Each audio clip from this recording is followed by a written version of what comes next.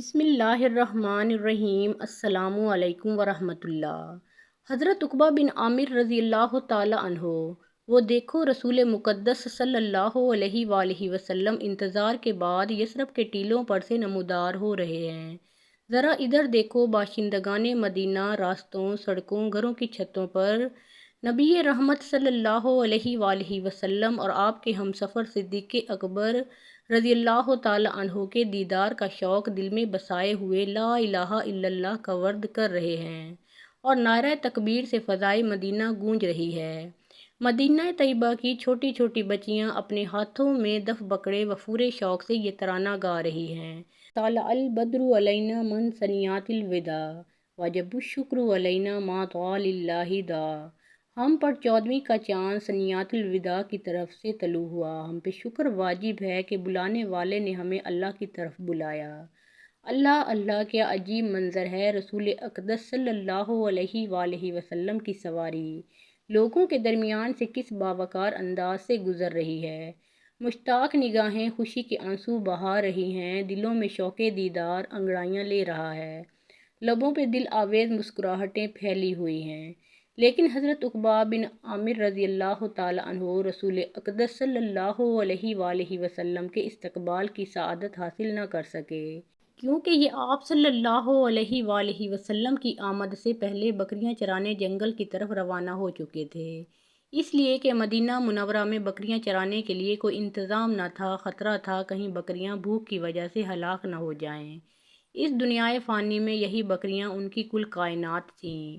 لیکن رسول اللہ صلی اللہ علیہ وآلہ وسلم کی تشریف آوری کا چرچا صرف مدینہ طیبہ میں ہی محدود نہ رہا، تھوڑے ہی عرصے میں مدینے کے قرب و جوار کی وادیوں میں آپ صلی اللہ علیہ وآلہ وسلم کے تشریف لانے کی خبر پھیل گئی۔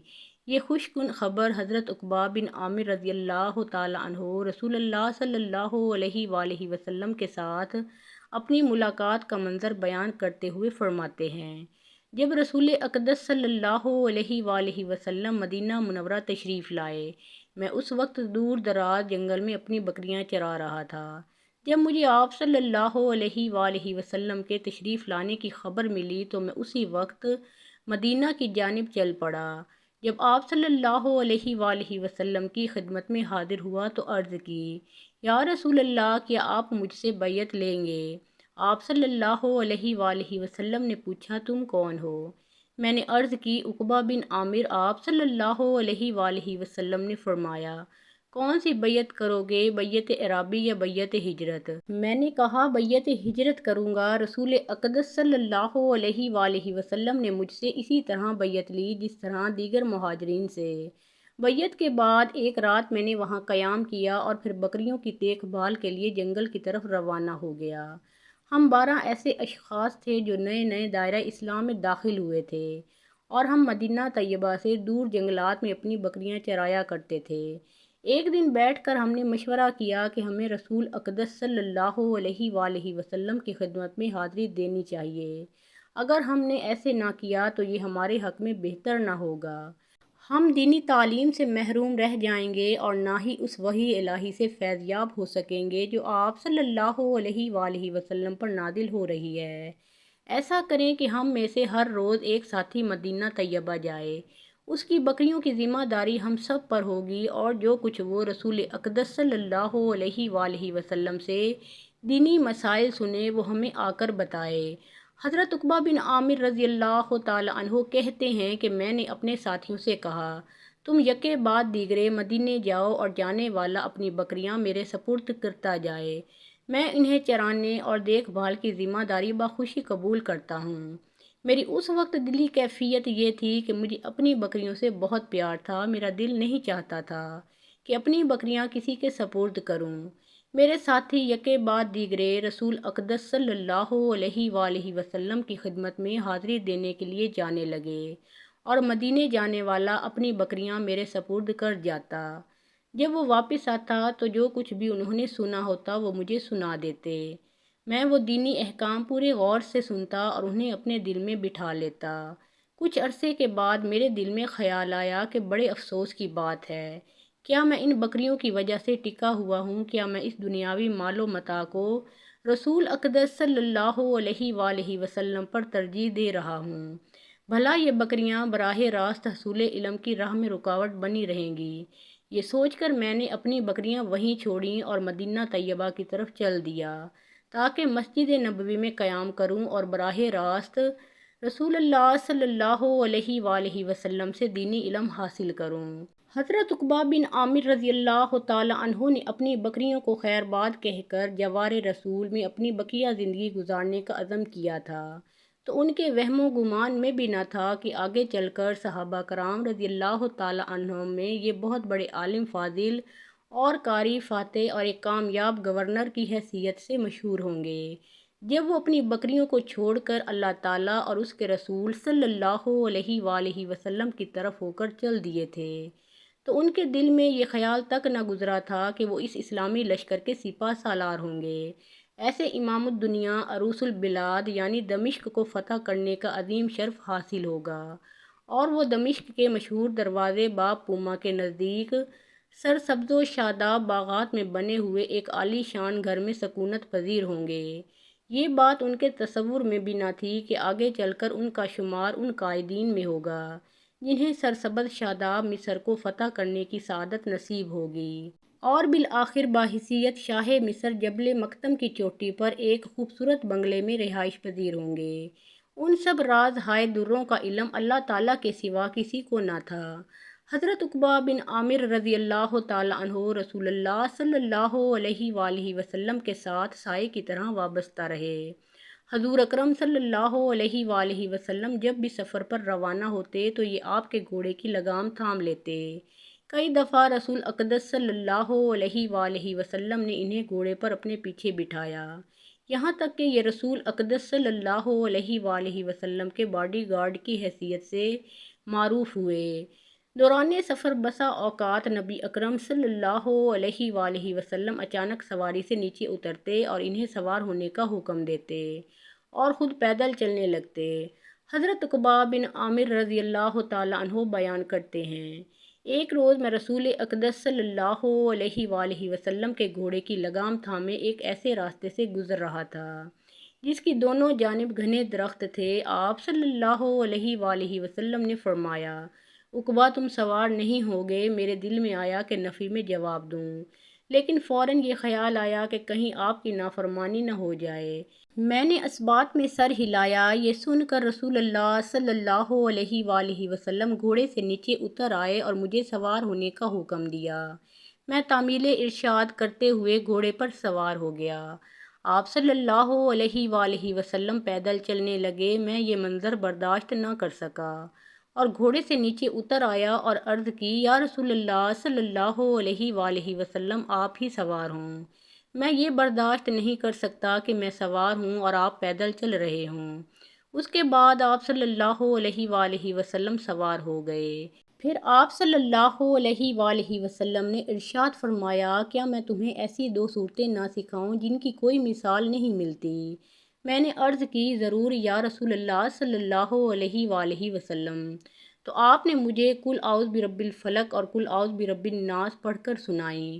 پھر نماز پڑھی تو اس میں بھی آپ صلی اللہ علیہ وآلہ وسلم نے یہی دو صورتیں پڑھیں اور فرمایا کہ ان دونوں صورتوں کو سوتے اور بیدار ہوتے وقت پڑھ لیا کرو۔ حضرت عقبہ رضی اللہ تعالیٰ عنہ فرماتے ہیں کہ میں نے ان دونوں صورتوں کی تلاوت کو معمول بنائے رکھا۔ حضرت عقبہ بن عامر رضی اللہ تعالیٰ عنہ نے تمام تر مسائی کا محور علم اور جہاد کو بنا لیا۔ جہاں تک میدان علم کا تعلق ہے، اس سلسلے میں یہ رسول اللہ صلی اللہ علیہ وآلہ وسلم کے تر و تازہ میٹھے اور صاف شفاف علمی چشمے سے سیراب ہوئے، جس کی وجہ سے انہیں قاری، محدث، فقیہ، ماہر علم میراث، ادیب، فصیح البیان، مقرر اور شاعر ہونے کا شرف حاصل ہوا۔ قرآن مجید نہایت دلسوز آواز میں پڑھا کرتے تھے۔ جب رات پرسکون ہو جاتی، دنیا کی چہل پہل تھم جاتی تو یہ پرسوز آواز میں قرآنی آیات کی تلاوت شروع کر دیتے، جسے سن کر صحابہ کرام کی آنکھوں سے بے اختیار آنسو جاری ہو جاتے اور خشیت الہی سے ان کے دل میں لرزہ طاری ہو جاتا۔ ایک دن حضرت عمر بن خطاب رضی اللہ تعالی عنہ نے حضرت عقبہ بن عامر رضی اللہ تعالی عنہ کو اپنے پاس بلایا اور فرمایا، عقبہ آج قرآن سناؤ۔ عرض کی امیر المومنین چشم ماں روشن دل ماں شاد۔ پھر قرآن حکیم کی تلاوت شروع کر دی اور حضرت عمر پر اتنا اثر ہوا کہ زاروں قطار رونا شروع کر دیا، جس سے آپ رضی اللہ تعالی عنہ کی داڑھی تر بتر ہو گئی۔ حضرت عقبہ رضی اللہ تعالی عنہ کو یہ اعزاز بھی حاصل ہے کہ انہوں نے پورا قرآن اپنے ہاتھ سے لکھا، اور یہ کلمی نسخہ ان کے بعد مدت تک مسجد عقبہ بن عامر میں محفوظ رہا۔ لیکن افسوس کہ یہ بھی حوادث زمانہ کی نظر ہو گیا، ہم اس قیمتی ورثہ سے محروم ہو گئے۔ جہاں تک جہاد کا تعلق ہے، آپ کو یہ معلوم ہونا چاہیے کہ حضرت عقبہ بن عامر رضی اللہ تعالیٰ عنہ غزوہ احد کے سوا دیگر تمام غزوات میں شریک ہوئے۔ آپ رضی اللہ تعالیٰ عنہ ان گنے چنے بہادروں میں سے ایک تھے جنہوں نے دمشق فتح کرتے وقت جرأت، شجاعت، جنگی حکمت عملی کے جوہر دکھائے۔ اسلامی لشکر کے قائد ابو عبیدہ بن جرح رضی اللہ تعالیٰ عنہ نے ان کے جنگی کارناموں سے متاثر ہو کر اپنا خصوصی نمائندہ بنا کر امیر المومنین عمر فاروق رضی اللہ تعالیٰ عنہ کی طرف دمشق کی نوید فتح سنانے کے لیے مدینہ منورہ بھیجا۔ انہوں نے 8 روز میں مدینہ پہنچ کر فتح دمشق کی خوشخبری سنائی اور عظیم اسلامی لشکر کا سپہ سالار ہونے کا اعزاز بھی حاصل کیا۔ اس کارنامے کے صلے میں امیر المومنین حضرت معاویہ رضی اللہ تعالیٰ عنہ بن ابی سفیان رضی اللہ تعالیٰ عنہ نے انہیں 3 سال کے لیے مصر کا گورنر بنا دیا تھا۔ پھر انہیں بحیرہ عبید کے جزیرے رودس کو فتح کرنے کے لیے روانہ کیا۔ حضرت عقبہ بن عامر رضی اللہ تعالیٰ عنہ نے وہ تمام احادیث زبانی یاد کر لی تھیں جن میں جہاد کا ذکر تھا۔ وہ تیر اندازی کے بڑے ماہر تھے، جب کبھی دل میں کھیل کا شوق پیدا ہوتا تیر اندازی کر کے اپنا دل بہلا لیتے۔ جب حضرت عقبہ بن عامر رضی اللہ تعالیٰ عنہ مرض الموت میں مبتلا ہوئے، اپنے بیٹوں کو پاس بلایا اور انہیں یہ وصیت کی: میرے بیٹوں، میں تمہیں 3 چیزوں سے منع کرتا ہوں، ان سے اجتناب کرنا۔ نمبر 1، غیر ثقہ راوی کی حدیث کو قبول نہ کرنا۔ نمبر 2، پھٹے پرانے کپڑے پہن لینا لیکن کسی سے قرض نہ لینا۔ نمبر 3، شعر گوئی میں دلچسپی نہ لینا، کیونکہ اس سے تمہارے دل قرآن مجید کی تلاوت سے غافل ہو جائیں گے۔ جب آپ رضی اللہ تعالیٰ عنہ فوت ہو گئے تو انہیں جبل معتم کی بالائی سطح پر دفن کیا گیا۔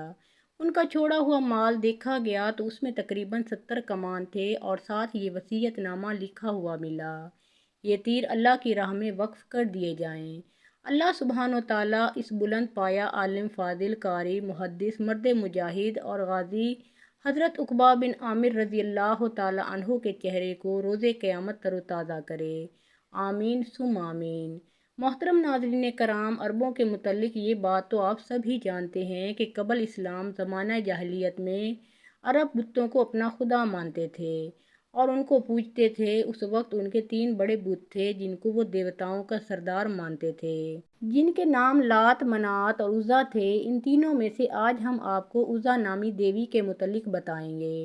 عزا سردار دیویوں میں سے ایک تھی۔ مکہ اور طائف کے درمیانی راستے میں وادی نخلہ ہے اور وادی نخلہ میں ہی عزا کا مندر تھا۔ وادی نخلہ وہی جگہ ہے جہاں حضور پاک صلی اللہ علیہ وآلہ وسلم کی ملاقات جنوں کے ایک گروہ سے ہوئی تھی اور انہوں نے آپ صلی اللہ علیہ وآلہ وسلم کی دعوت پر اسلام قبول کیا تھا۔ قریش اور دوسرے قبائل وادی نخلہ میں مذہبی رسومات پوری کرنے کے لیے آتے تھے۔ اسی عزا دیوی کے مندر میں تمام لوگ عزا دیوی کے لیے جانوروں کی قربانی بھی کرتے تھے اور اس مندر میں چڑھاوے بھی آتے تھے۔ باقی تمام بتوں کی نسبت عزا کی بہت زیادہ عزت و تکریم کی جاتی تھی۔ روایات سے پتہ چلتا ہے کہ عزا دیوی ایک شیطان عورت تھی اور اس کی رہائش وادی نخلہ میں پائے جانے والے ایک 3 جھاؤ کے درخت پر تھی۔ اس کے اندر چونکہ شیطانی طاقتیں موجود تھیں تو انہی کے بل پر وہ عزا دیوی کے بت سے آوازیں نکالتی تھی، جن کو عرب قبائل سن کر اس کے اندر کی قوتوں پر اعتبار رکھتے تھے۔ انہی وقتوں میں اللہ تعالیٰ نے حضرت محمد مصطفیٰ صلی اللہ علیہ وآلہ وسلم کو مبعوث فرمایا اور آقائے دو جہاں حضرت محمد مصطفیٰ صلی اللہ علیہ وآلہ وسلم نے لوگوں کو بتوں کی پوجا سے منع فرمایا۔ قریش کو یہ بات اچھی نہ لگی اور انہوں نے آپ صلی اللہ علیہ وآلہ وسلم کی ہر بات کی تردید کی۔ فتح مکہ کے وقت حضور اکرم صلی اللہ علیہ وآلہ وسلم نے خانہ کعبہ میں موجود تمام بتوں کو توڑ دیا، لیکن عزا دیوی کے مندر میں موجود بت اس وقت تک وہاں سلامت تھا اور اس کے ماننے والے عقیدت مند اس کی پوجا اسی زور و شور سے کر رہے تھے۔ چنانچہ عزا دیوی کے بت کو توڑنے کے لیے حضرت محمد صلی اللہ علیہ وآلہ وسلم نے حضرت خالد بن ولید رضی اللہ تعالی عنہ کو، جن کو سیف اللہ کا خطاب دیا جاتا ہے، منتخب کیا۔ حضرت خالد بن ولید رضی اللہ تعالی عنہ 3 گھڑ سواروں کے ہمراہ وادی کی طرف روانہ ہوئے۔ حضرت خالد بن ولید رضی اللہ تعالی عنہ اسلام کے سب سے بڑے سپہ سالار کی حیثیت سے بھی مشہور ہیں۔ ناظرین گرامی، حضرت خالد بن ولید رضی اللہ تعالی عنہ نے 125 جنگوں میں حصہ لیا اور کسی ایک جنگ میں بھی شکست نہیں کھائی۔ یہ حضرت خالد بن ولید رضی اللہ تعالی عنہ ہی تھے جنہوں نے کیسر و کسریٰ جیسی بڑی سلطنتوں کو تباہ کر کے مدینہ جیسی چھوٹی ریاست کو عالمی ریاست کا درجہ دیا۔ حضرت محمد مصطفیٰ صلی اللہ علیہ وآلہ وسلم نے جنگ موطا میں حضرت خالد بن ولید رضی اللہ تعالی عنہ کی بے مثال بہادری کے جوہر دیکھے، تو آپ صلی اللہ علیہ وآلہ وسلم نے حضرت خالد بن ولید رضی اللہ تعالی عنہ کو سیف اللہ کا خطاب دیا، یعنی حضرت خالد رضی اللہ تعالی عنہ اللہ کی تلوار کے نام سے مقبول ہوئے۔ اس بار حضرت خالد بن ولید رضی اللہ تعالی عنہ جس قوت سے برسر پیکار ہونے جا رہے تھے، اس شیطانی قوت کی حقیقت صرف اللہ عز و جل یا اللہ کے نبی حضرت محمد صلی اللہ علیہ وآلہ وسلم ہی جانتے تھے۔ فتح مکہ سے کچھ روز بعد 25 رمضان المبارک کو حضرت محمد مصطفیٰ صلی اللہ علیہ وآلہ وسلم نے حضرت خالد بن ولید رضی اللہ تعالی عنہ سے فرمایا کہ وہ وادی نخل کی طرف جائیں اور اس کے اندر موجود 3 جاؤں والے درخت کا رخ کریں۔ جب وہ 3 جاؤں والے درخت پا لیں تو ان میں سے پہلے 3 جاؤں والے درخت کو کاٹ دیں۔ ناظرین کرام، آپ کو بتاتے چلیں، جاؤ سے مراد ایسا درخت ہے جو خودرو ہوتا ہے۔ اس کو انگلش میں ٹیمرس کہتے ہیں۔ یہ کسی بھی جگہ بنا آبیاری کے خود بخود اگنے لگتا ہے۔ حضرت خالد بن ولید رضی اللہ تعالی عنہ نے وادی نخلہ کی طرف سفر باندھا اور وہاں 3 جاؤ والے درختوں کو تلاش کر کے ان میں سے پہلے جاؤ والے درخت کو کاٹ ڈالا۔